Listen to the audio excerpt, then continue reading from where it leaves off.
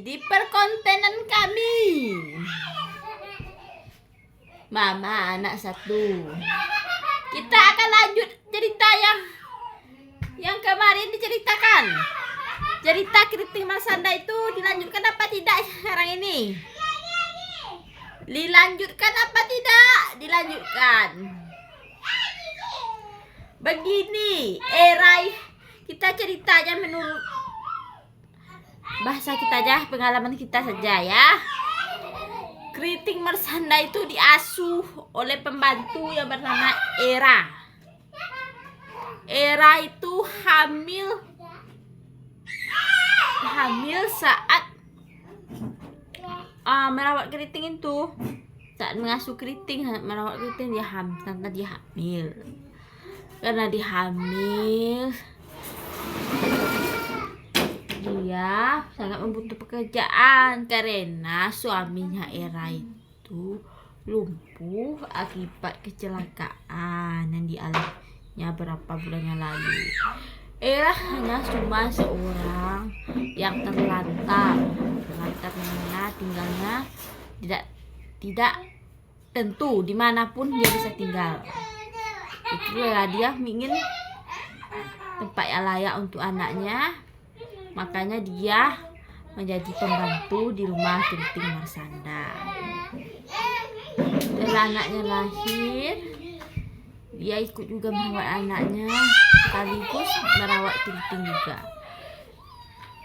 Nah, walaupun dia merawat dua sekaligus, tapi dia tetap mengutamakan Keriting Marsanda dengan baik, mengutamakan anak majikannya itu dengan baik.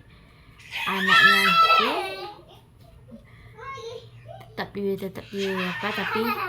itu sambil-sambilan disuruh suaminya yang menjaga anaknya, diantarkan satu tempat kediamannya Era itu. Nah, itulah ceritanya ya. Setelah itu mamanya keriting itu menjumpa dengan seseorang yang tidak dikenalnya. Seorang itu memaksa keriting untuk ke suatu tempat. Itu menyiksa mamanya hingga mamanya hilangkan. Akhirnya mamanya beberapa bulan kemudian, akhirnya mamanya itu hamil anak orang itu yang dia punya. Mamanya sedih dan papanya keriting itu sangat marah pada teman keriting. Akhirnya hubungan mereka mulai renggang, pokoknya tidak baik lah ya hubungannya itu. Mulailah hubungannya. Setelah itu anaknya lahir, dia suaminya itu tetap mau menerima anak itu, tapi dengan perjanjian anak itu tidak akan mendapatkan harta 1% pun yang dimilikinya. Tidak 1% pun tidak akan mendapatkan harta yang dimilikinya. Anaknya itu kembar yang bernama Kritang dan Keriting. Mamanya setuju asalkan papanya mau menerima anak ini, katanya. Karena papa yang aku ini nggak sengaja, aku ini dipaksa oleh seseorang, kata mama tuh. Dia menangis. Papa itu tahu rasanya bagaimana dipaksa orang itu. Kita tidak berdaya. Setelah itu beberapa minggu kemudian datang lagi seseorang membawa bayi yang baru lahir. Seorang itu ternyata orang yang menghamilinya dulu. Dia melemparkan bayi itu kepada mamanya keriting.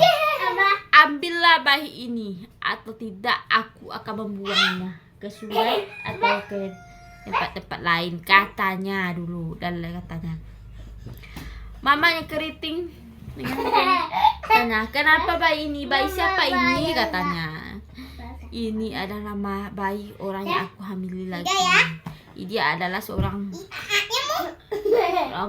anak jajalan juga katanya. Di pemulung. Dia tidak sanggup untuk melihara anaknya, makanya dia memberikan padaku dan disuruhnya untuk memberikan padaku. Kenapa harus aku yang meliharanya katanya. Kalau kamu jangan banyak bicara katanya. Kalau kamu mau pelihara silakan pelihara, kalau tidak aku buang katanya.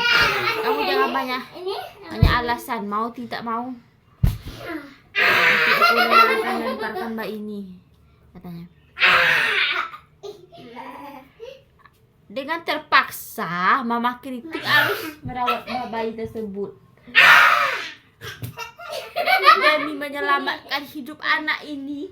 Aku akan tetap merawat anak ini. Kataku, inilah anaknya, ya, demi menyelamatkan hidupnya.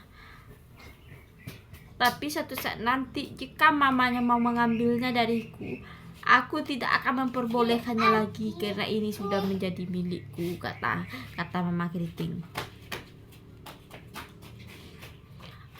Terserah katanya.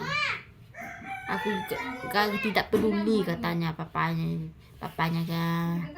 itu. Ya kalau tak boleh jangan temui anak ini lagi kata. Aku akan anggap ini anak aku sendiri dan aku kasih namanya Ballerina Cappuccina. Akhirnya mama keriting itu merawat bayi kecil-kecil 3 sekaligus. Pembantu harus melawat 4 bayi sekaligus sehingga pembantu jadi kurus.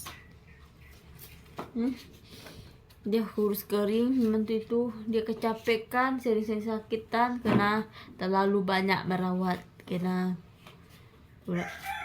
kurang istirahat. Akhirnya pembantu itu pergi dari tempat itu. Dia mau,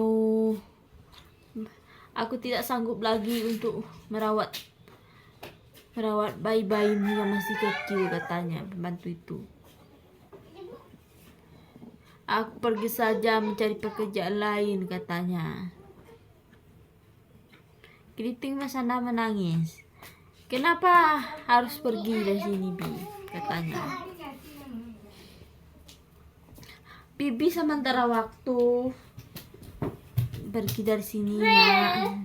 Suatu saat nanti kalau kita bertemu pasti kita akan. Kalau sudah ditakdirkan untuk berjumpa pasti kita akan berjumpa, kata pembantu tersebut. Dan mereka pergi dengan anaknya yang bernama bayi hitam, karena anaknya sangat hitam. Mau kelanjutannya di episode berikutnya ya. Oke.